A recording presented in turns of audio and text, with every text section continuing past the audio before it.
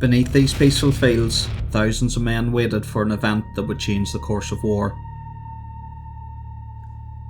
At 3:10 in the morning, 19 enormous mines exploded beneath the Messines Ridge, an explosion so powerful it was reportedly heard in London.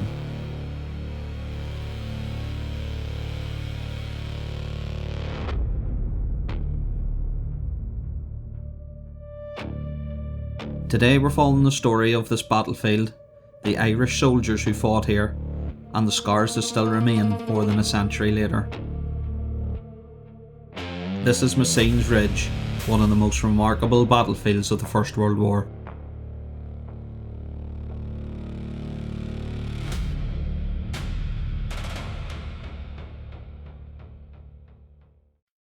More than a century ago, this quiet landscape was shattered by one of the largest explosions in human history. Today, little remains of the devastation that once engulfed these fields, yet the story of Messines Ridge can be found in its memorials, cemeteries, and the scars left upon the land. Rising above the surrounding countryside, Messines Ridge offered commanding views over the Ypres salient. For almost 3 years, the Germans occupied the high positions, allowing them to observe Allied movements and direct artillery fire under the ground below. Capturing the ridge became a vital objective for the British Army. To do so, an extraordinary plan was devised. For months, tunnelling companies worked beneath the German lines, placing enormous mines packed with explosives deep underground. At exactly 3:10 AM on the 7th of June 1917, the mines were detonated. The earth shook violently as enormous columns of fire, smoke and debris were hurled into the air. The explosions were so powerful that they were reportedly heard in London, more than 200 miles away. Thousands of German soldiers were killed in an instant, and for a brief moment, the ridge that had dominated the Ypres salient for years was thrown into chaos. Moments later, Allied troops began their advance, behind a carefully planned artillery barrage. The Battle of Messines had begun.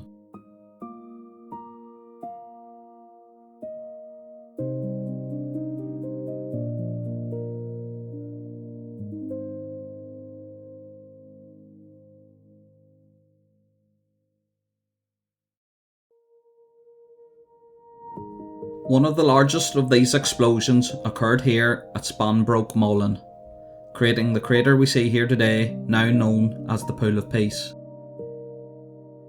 Created by one of the mines exploding during the Battle of Messines, the crater measures almost 80 metres across and 12 metres deep.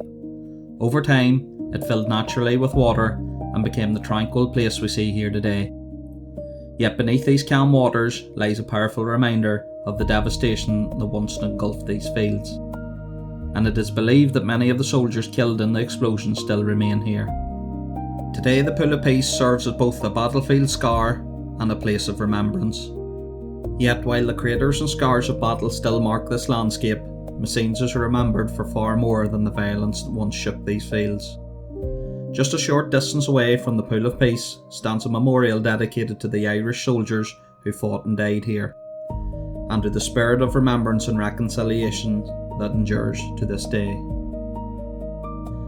Standing here today, it is difficult to imagine that these peaceful fields were once among the most fiercely contested landscapes of the First World War.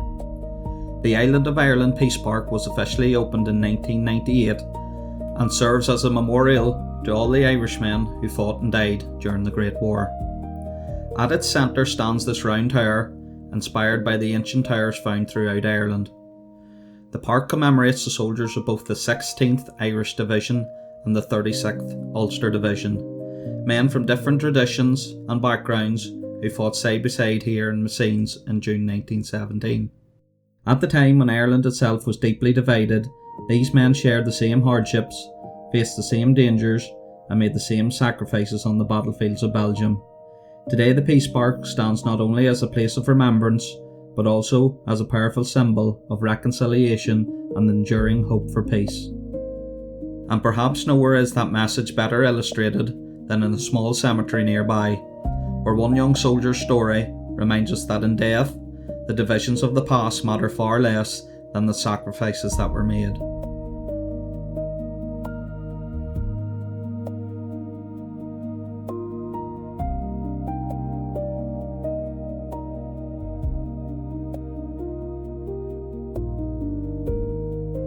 And perhaps nowhere is the message of remembrance and reconciliation better illustrated than in the story of Private John Meeke and Major Willie Redmond.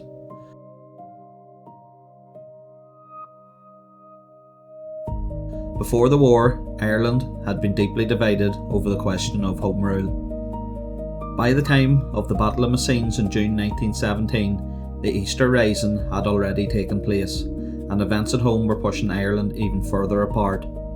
Yet here on the battlefields of Belgium, men from different traditions continued to fight side by side. Private John Meeke was an Ulster Unionist and a stretcher bearer with the 36th Ulster Division. Major Willie Redmond was an Irish Nationalist, Member of Parliament, serving with the 16th Irish Division. During the opening attack at Messines on the 7th of June 1917, Major Redmond was badly wounded and lay helpless in no man's land. Disregarding the political and religious divisions that existed at home, Meeke risked his own life to save him. Under heavy enemy fire, he bandaged Redmond's wounds and attempted to carry him to safety on his back. In doing so, Meeke himself was wounded twice by shrapnel, yet he refused to leave Redmond's side until help finally arrived. Tragically, Willie Redmond later died from his wounds. For his extraordinary courage and selflessness, Private John Meeke was awarded the Military Medal. Meeke survived the war, but its effects were truly left with him. Near the end of the conflict, he suffered a devastating leg wound that required 8 operations. Returning home to Binvarden in County Antrim, he resumed work as a gardener and married Kathleen Craig in 1922. Sadly, his health continued to deteriorate, and in December 1923, John Meeke died from tuberculosis at just 29 years of age.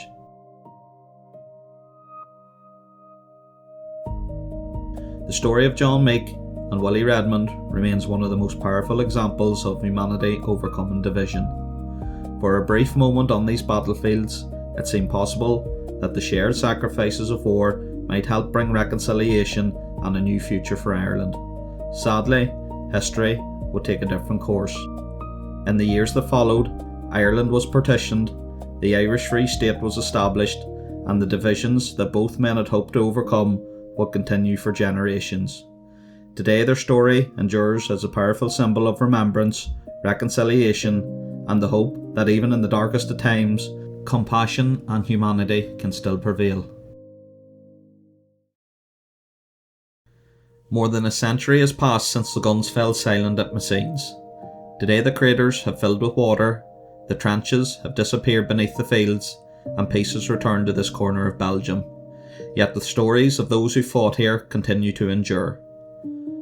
From the devastating explosions that shook the ridge, to the extraordinary acts of courage and humanity shown by men such as John Meeke and Willie Redmond, Messines remains a powerful reminder of both the horrors of war and the hope for reconciliation. Standing here today, it is difficult not to reflect on the sacrifices that were made and the lessons that the peaceful fields still have to teach us. And as the evening light falls across Messines Ridge, one thing becomes clear. The echoes of the Great War can still be heard here today.